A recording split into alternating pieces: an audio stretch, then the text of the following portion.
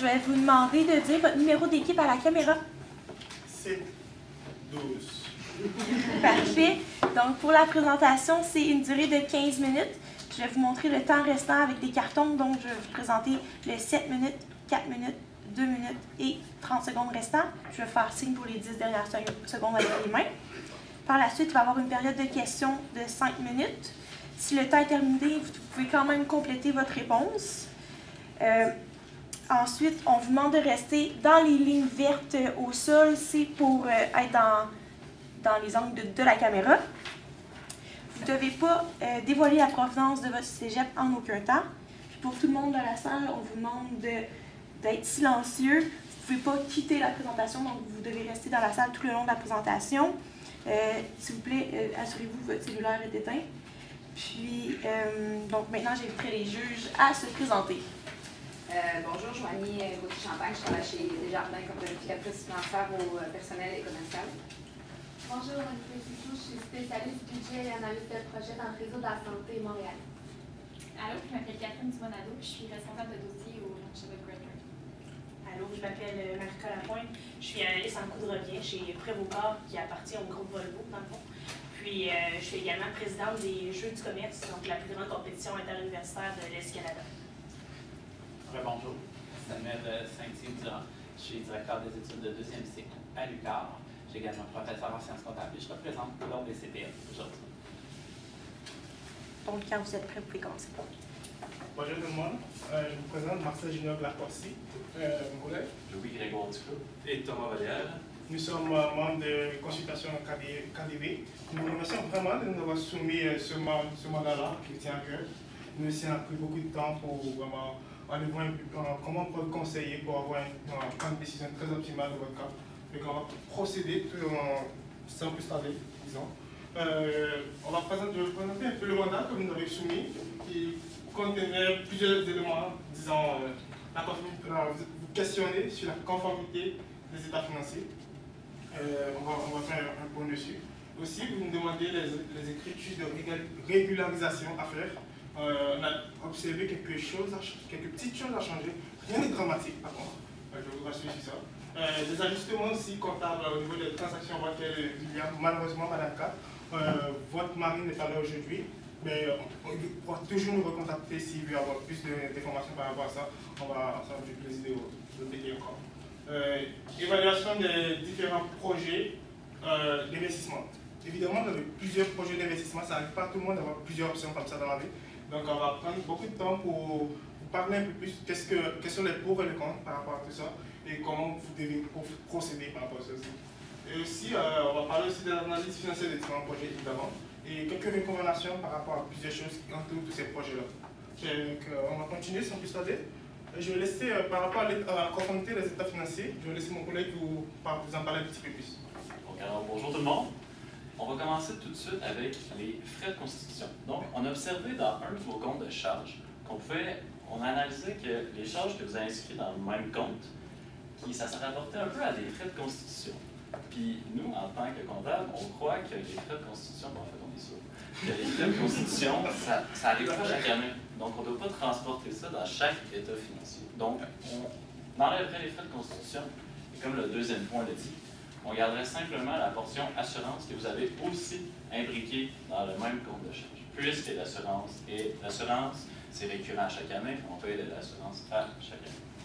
Ensuite, votre évaluation des stocks, vous avez mentionné que l'évaluation de vos stocks était au moindre de la rentabilité nette et du coût d'acquisition. Selon le principe comptable du coût d'acquisition, c'est pas conforme.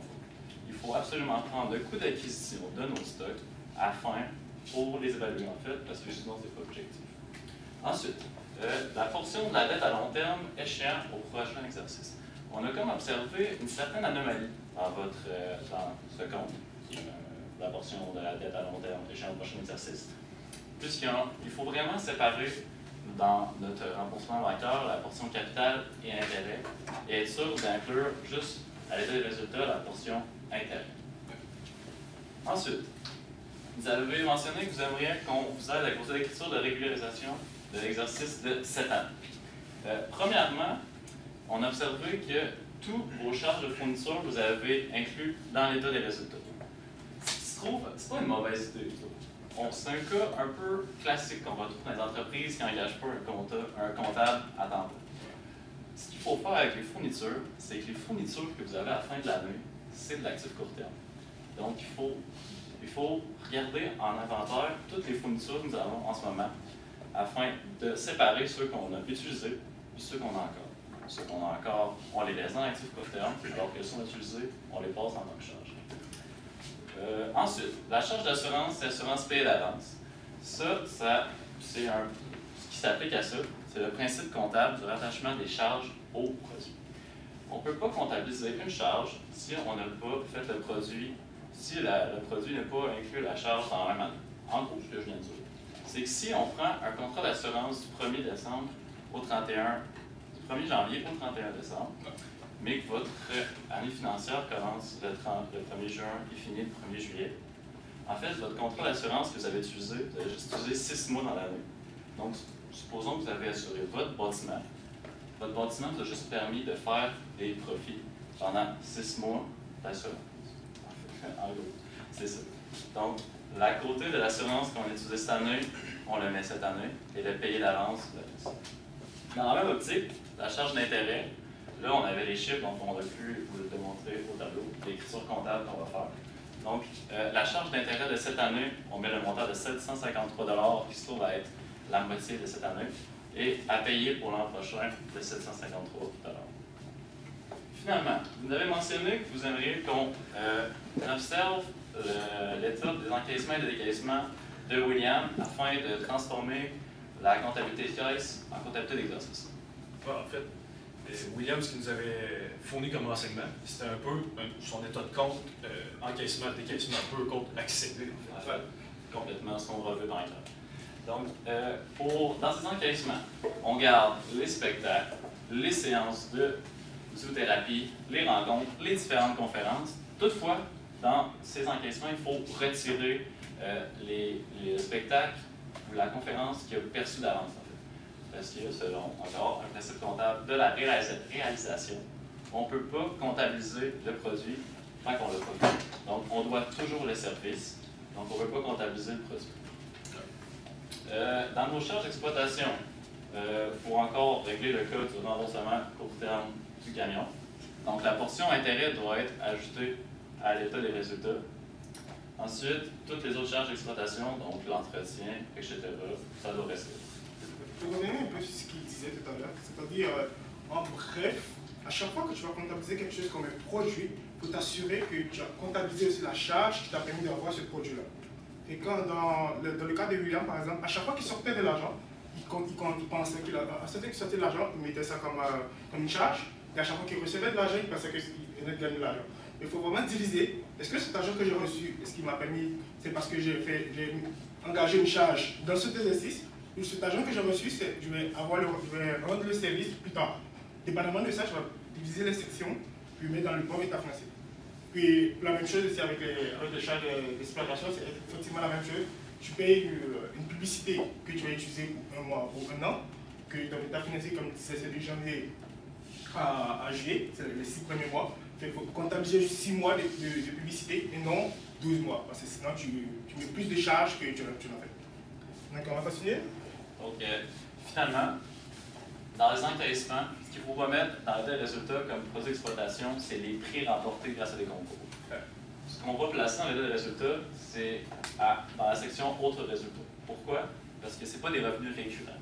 Donc, on ne peut pas affirmer qu'à chaque année, on va remporter des prix, que ça va nous amener des revenus. On ne peut pas le mettre parce que ce n'est pas récurrent. Donc, ce serait fausser l'information pour de futurs investisseurs qu'on gagne des prix à chaque année, donc on a un revenu à chaque année qui est pas assuré. Bien entendu, on ne sous-entend pas que les Chines ne sont pas bons, ou les Chines ne sont pas bons, mais c'est juste pour donner une très bonne information. Peut-être qu'une année, vous avez fait des années, puis vous n'allez pas participer à des concours, puis juste parce que vous avez beaucoup de charges, avec beaucoup de travail à faire avec votre entreprise, vous n'allez pas participer nécessairement à des concours. Fait que les prix ne rentrent pas nécessairement dans vos revenus. Ce n'est pas parce que vous avez une entreprise que vous avez des prix, c'est plus parce que vous participez à quand vous avez le fait qu'on va le mettre un peu plus. Et pour finir, dans les charges d'exploitation, il y avait beaucoup de décaissements qui se trouvaient être de l'actif, en fait. Donc, un achat d'un camion, l'achat de matériel ainsi que l'achat d'équipement. Donc, ces trois comptes-là ne vont absolument pas dans l'état des résultats. Ça va directement au bilan. Et finalement, le retrait pour dépenses personnelles, un peu dans la même optique, ça n'a pas sa place dans l'état des résultats, puisque c'est à passer dans la section capital dans le bilan. C'est un retrait. Donc, on va continuer ensuite avec les états financiers. Donc, par la suite, vous nous avez demandé d'évaluer les deux projets.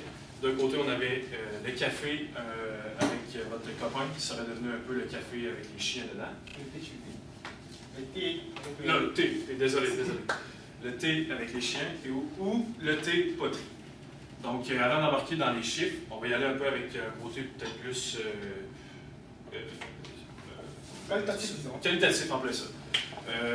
Premièrement, avec votre copain, c'est sûr qu'on a peut-être la menace qu'il est très passionné par les chiens.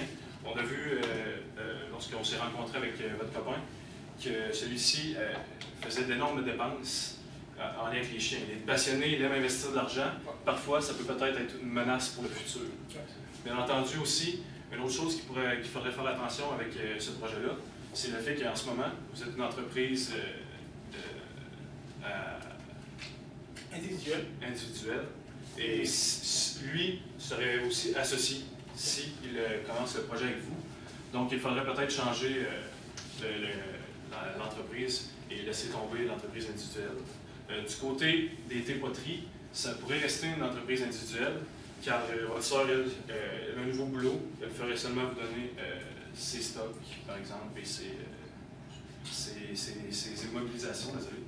Donc, et aussi, il y a peut-être une opportunité du côté du thé-poterie. On sait que de nos jours, les jeunes trouvent ça peut-être plus tendance à la mode. Donc, peut-être que ce serait une opportunité à exploiter pour vous. Donc, côté des chiffres maintenant, malheureusement, nous n'avons pas eu le temps d'inclure tous les états des résultats et des bilans pour les deux projets.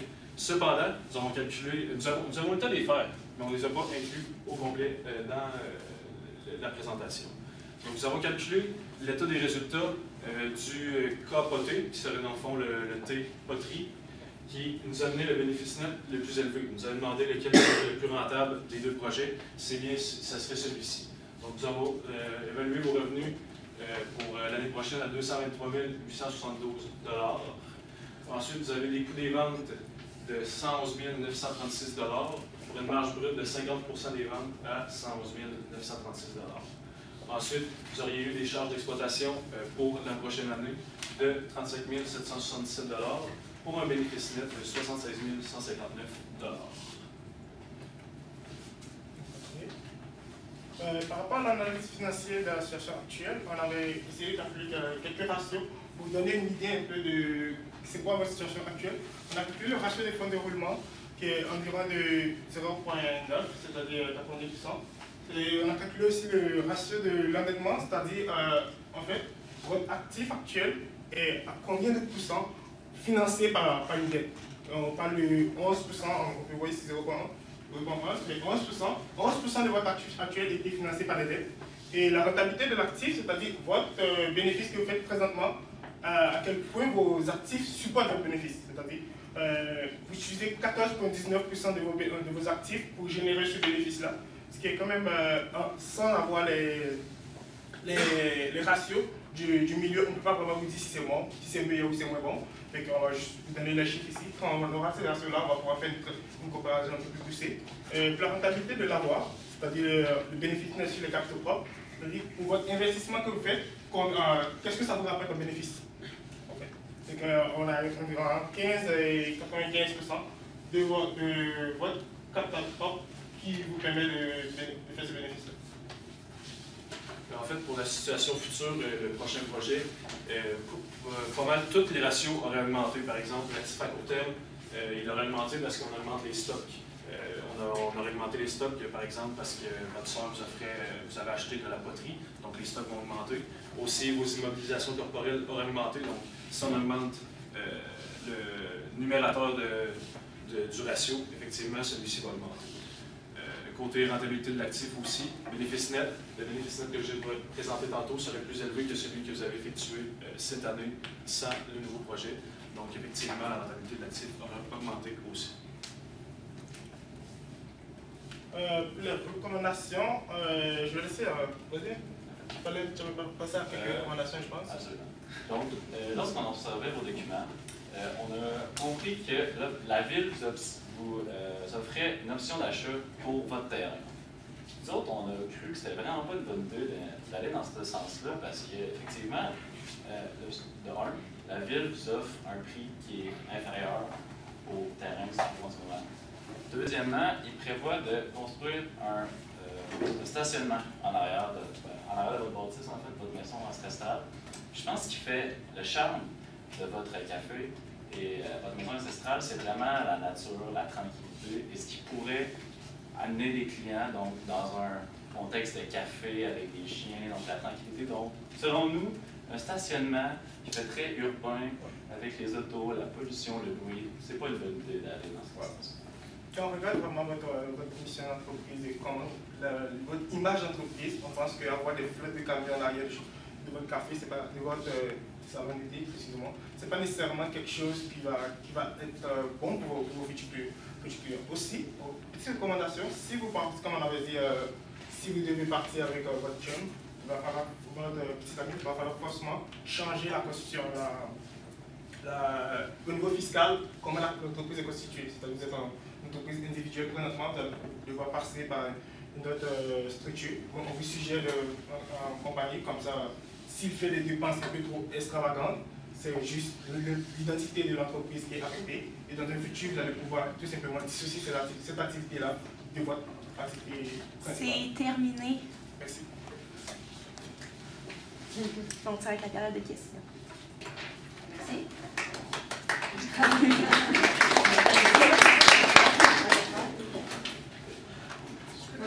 Ouais. Vous avez mentionné comme rapidement qu'on pourrait être associé si on se faisait deux compagnies. Je me demandais c'était quoi les impacts de ça?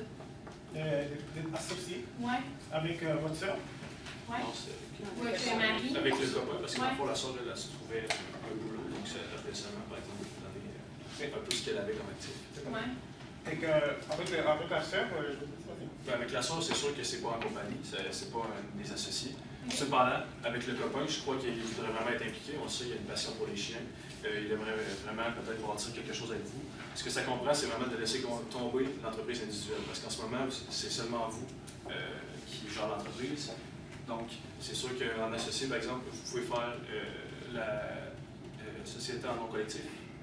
Et aussi par capital action, peut-être. Ce que vous suggérez, c'est vraiment une compagnie avec deux personnes dedans. C'est pas deux compagnies. Deux actionnaires. Okay. Deux actionnaires avec une entreprise, avec une identité, une personnalité morale. C'est-à-dire, comme ça, si un des actionnaires a une tendance un petit peu trop extravagante, ça ne va pas affecter la finance personnelle de la ici parce que son mari a un peu trop dépensé. Par contre, ça va affecter la personnalité morale de l'entreprise, ça va affecter l'entreprise. Dans un futur prochain, si les choses vont comme ça, juste à abandonner ces activités-là, on va faire les états financiers conséquents, abandonner ces activités-là et vous vous concentrer sur votre activité principale pour la perfection. Si vous refusez la vente du terrain à la municipalité, comment vous allez financer votre projet? Si on refuse le terrain à vendre, si on refuse le Oui, terrain. vous avez refusé l'option d'achat de la ville. Oui. Comment vous allez financer votre projet? Notre projet, ok. On peut financer le projet de plusieurs façons. Bon, je sais que, par exemple, vous aviez dit que vous ne vouliez pas aller faire affaire avec les banques. Je sais que c'est ça que vous nous avez dit. Cependant, nous, on a décidé que cette option-là n'était probablement pas la meilleure. C'est sûr qu'il y a plein d'autres options. C'est sûr que vous ne voulez pas faire affaire avec les banques. C'est un peu difficile parce que c'est probablement la source de financement la plus intéressante, la plus importante sur le marché. Sinon, on pourra penser à plusieurs options aussi si vraiment vous voulez aller sur ce chemin-là que nous rencontrons. On va vraiment essayer de voir plusieurs stratégies pour vous. Donc, je conseillerais juste de nous recontacter. On va vraiment regarder ça avec plus de précision. Nous ne pas quoi quand ça va pas marcher en même temps. Parce que sinon, c'est sûr que vous ne pouvez pas vous financer avec votre niveau d'enquête. Il était à 4500, je crois.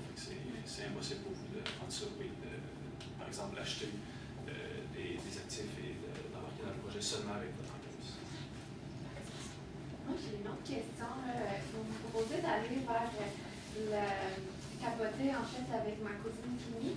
Mais Kimi, elle veut s'impliquer beaucoup là-dedans. Elle nous parle que le fournisseur qu'elle a actuellement, ça va être encore ce fournisseur-là, juste ce fournisseur-là qui est difficile. Moi, j'ai un peu peur de ça. J'ai peur de perdre un peu de contrôle sur mon entreprise. Est-ce que vous auriez des suggestions pour mitiger ce risque-là? Je pensais un peu à ce côté-là parce que Kimi, premièrement, tu avais mentionné que vous voulez inclure votre cousine pour régler un conflit familial entre vous deux.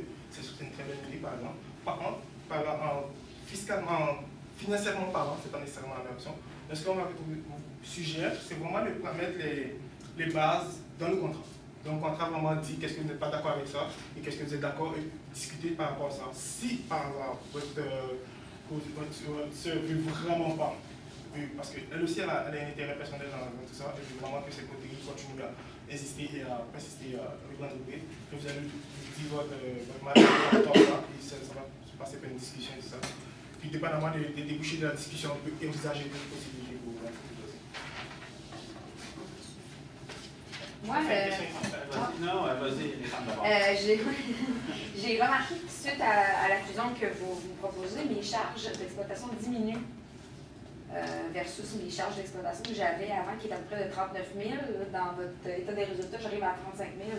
À moins que vous m'ayez créé des économies à quelque part, je me demande comment vous avez pu me faire sauver 4 000 en rajoutant d'autres revenus. La seule chose, c'est que quand on a fait le bénéfice net pour l'année prochaine, on a enlevé certaines charges qu'il y avait l'année d'avant parce qu'on n'avait pas les renseignements possibles sur eux. Par exemple, on avait une charge de publicité, je crois, en 2018 qui était là de 1500 $, 1800 je crois. Donc celle-ci, on l'a enlevée l'année d'après parce qu'on n'était pas sûr si vous allez, par exemple, continuer d'investir en publicité. Donc c'est des charges qu'on a enlevées. Oui, c'est sûr que si vous voulez continuer à investir en publicité, par exemple, il va falloir les mettre en charge, c'est sûr qu'on va baisser votre bénéfice net. Okay. C'est un peu pour ça que les charges d'exploitation ont diminué parce qu'on a enlevé les comptes et on ne savait pas si vous vouliez, par exemple, continuer d'investir là-dedans en charge. OK. Fait que mon bénéfice net, techniquement, pourrait être un peu moins, justement, parce que vous avez aussi des... Moins élevé, en fait. Parfait. Ça va être tout pour la période de questions. Non, c'est terminé.